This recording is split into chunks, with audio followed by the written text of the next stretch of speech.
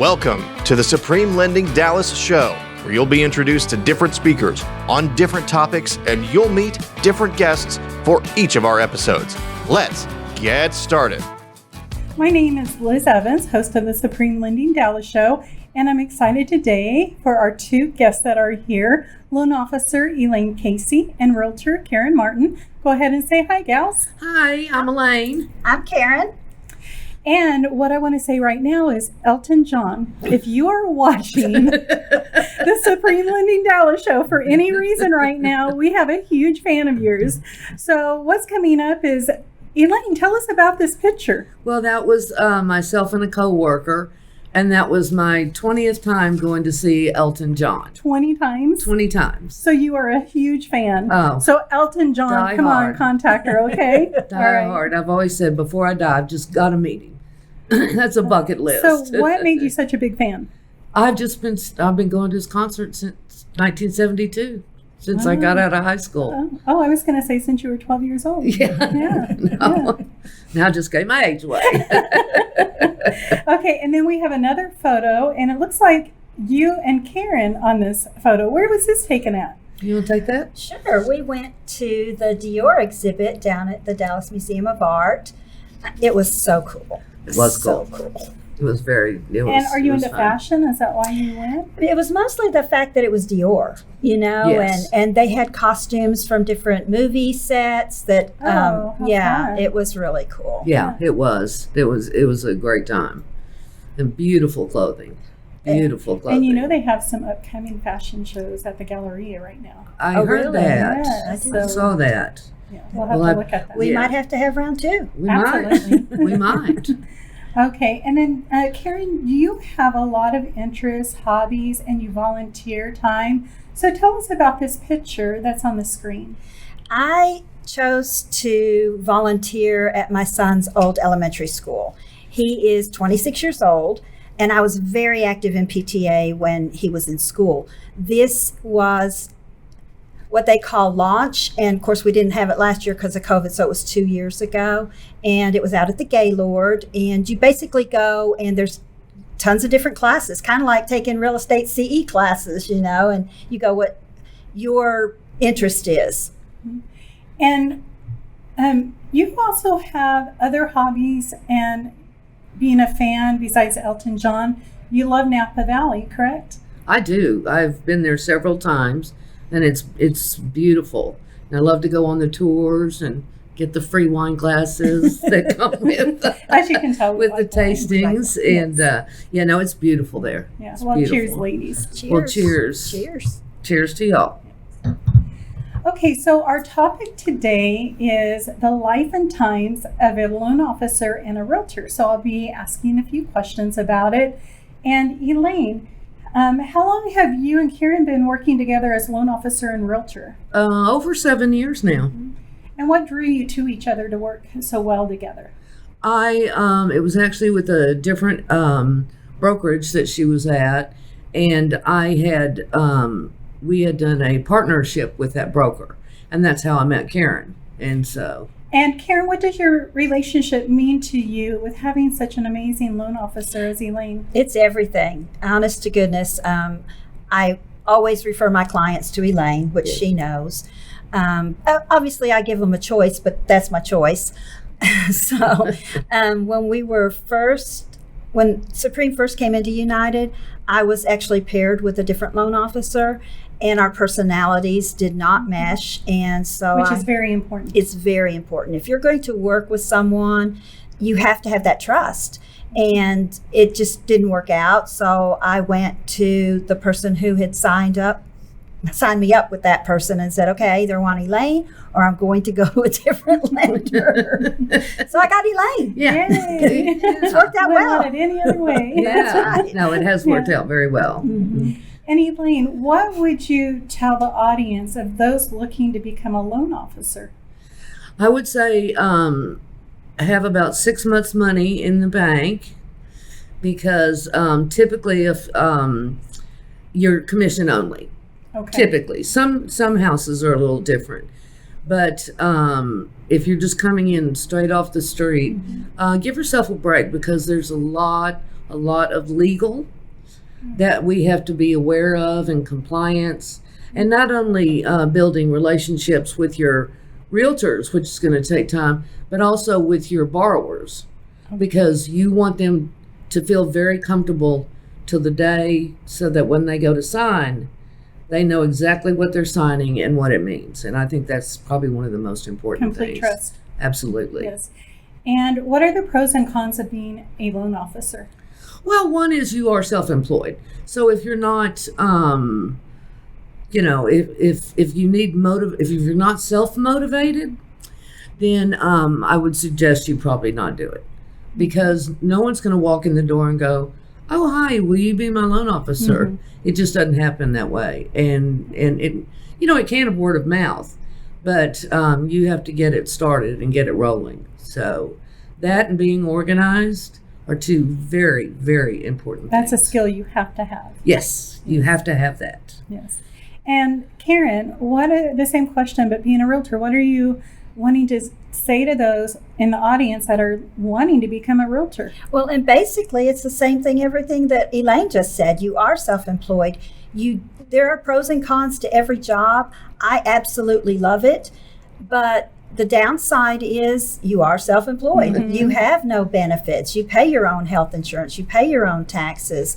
And you have to be cognizant of that you better have that money in the bank when paying taxes time comes around. So Right. And 1 month might be just bang it, Mm-hmm. and the next month is nothing, and then the next month. So it's cyclical. Mm-hmm. I know, it's at least in mine, and I know with you as well. definitely. And with the market right now the way it is, the rates are going up. So really all the rate and terms and all that are flattening out, because they're not going to be saving money. And then I think, and you'll need to address this, the inventory is fairly low for you, isn't it, right now? Fairly low. Fairly low? I was telling Liz earlier that I read yesterday on one of the sites that I'm on Facebook. Yeah. An agent made an offer for his client in Frisco. The list price was $475,000. They had 96 offers. Wow. His client did not get it. Inventory is so low right now, and I've got clients that want to sell, but they have nowhere to go. Right. Right. And you have to basically replace what you have. So We are talking to this one client that maybe you go ahead and sell and do a short-term rental, 6 months, and hopefully in that 6 months we'll get you something, because right now they'd be a contingent offer. Nobody's even going to look at that. no, they're not. Yeah, this is a crazy market It for is. sure. And it's not just here. It's nationwide. Right. It's not just. So it's not because of all the corporations and people moving from other states saturating the homes, correct? That's part of it. Okay. But then there's people who have lost their jobs, don't know what to do. Exactly. So they don't want to sell, because right now they're, in forbearance. They don't have to leave. They can't get foreclosed on. So, Yeah. So this is where if someone has questions, they can definitely contact you, right? absolutely. And how can they contact you, Karen? I have a website. They can either get on our website, www.dfwkteam.com, or call me directly. My number is 214-535-8840. And Elaine, if someone's looking to have questions about the loan programs, then how can they contact you? Well, they can email me directly at elaine.casey, that's with a C, at supremelending.com, or my direct work number, and it also rings to my phone. My cell phone is 972-447-5752. But one thing I wanted to add in here while we're talking Absolutely. about, sometimes so I'm talking to a borrower and they ask me a realtor question, and I immediately go, you need to call Karen on that, because There you go. I am not a realtor. And And vice while I versa. might know the answer, it's not my place to say it. And vice versa. Yeah. That's they'll ask great me, advice, What yes. are interest rates? What's my payment going to be? You need to call Elaine. Yes. And we have got that down. So I never worry about her stepping on my toes or me Right. stepping on hers. Yeah, no crossing, because you know that you're in the industry, because Right. you know what you're doing. Yes. Yes. And it's changing. It's changing right now. We're in the middle of a major change in all mortgage brokers and lenders. And Ellie Mae came out with something. So it's a little difficult right now, but we're not the only one doing it. So, but it came down from higher up that we change a few things. But it's all compliance related, which really in the end will be good for our buyer because the best interest. Yes, it's all the changes are going to be in the best interest of the buyer. Wonderful. Yeah. And then Elaine, establishing relationships with your buyers is important because it takes a significant amount of trust between you and your buyer. There is an intimate nature of the information you discuss with your clients. It's important that you're able to put your clients at ease and demonstrate your trustworthiness throughout the process. So how do you do this? I think I started, in fact, yesterday, I'll just talk about it. Yesterday I got a phone call from a gentleman in East Texas, and he works for a man that I moved from Louisiana to East Texas several years ago. And now he's ready to buy a home. And he talked to his boss, and his boss said, "Oh no, you just call Elaine Casey."